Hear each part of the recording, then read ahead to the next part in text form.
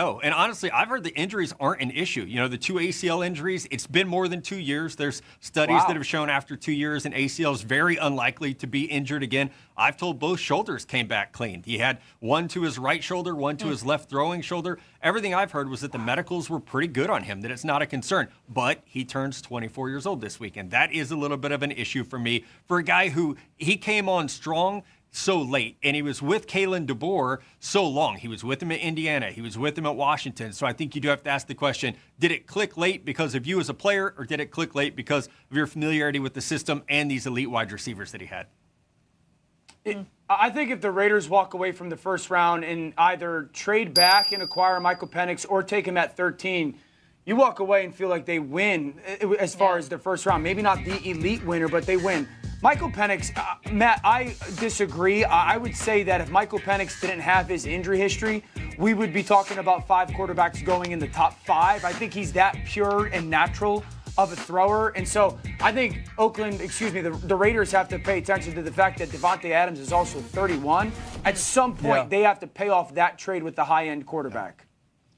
Yeah, and also you look at Michael Penix Jr., and we watched the Raiders win last year with Aiden O'Connell, so you don't necessarily need a superstar at the position, but we're talking about a quarterback that can make every throw, someone who has shown that he's the leader, the poise that we saw late in the Oregon game and what was a great comeback after freestyling on the sideline. I think the big thing here is if you can move up late and get Michael Penix, you make and I'm not saying he's going to be Lamar Jackson, you make a Lamar Jackson-like move late in the first round, and I do believe you have your franchise quarterback for the next 10 years. Matt, you don't have Bo Nix in your final mock draft going in the first round. Why is that? I wanted to get him in there badly, but I couldn't find a spot. And I think, you know, maybe we would see another trade. A team like the New York Giants, if they miss out at 6 overall. The Los Angeles Rams are the team I keep hearing that they have big connections to Bo Nix. Les Snead, Bo Nix's dad, have a connection. He's the type of accurate thrower that they would like. So I wouldn't be surprised if we did see some action where maybe a team comes up to the early second round to get Bo Nix if the board were to fall this way. But he was the odd man out in this mock draft. I think a lot of teams like him, but I haven't heard of any teams that have a true round 1 grade on him as things stand right now.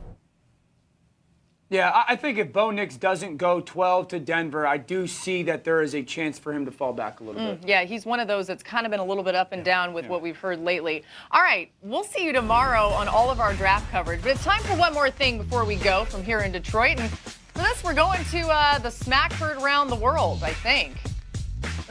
Whack. At least it was your shoulder, though. Good job, Dan, keeping your hands low. How about that target? Understanding that it's tight to find. Surprised.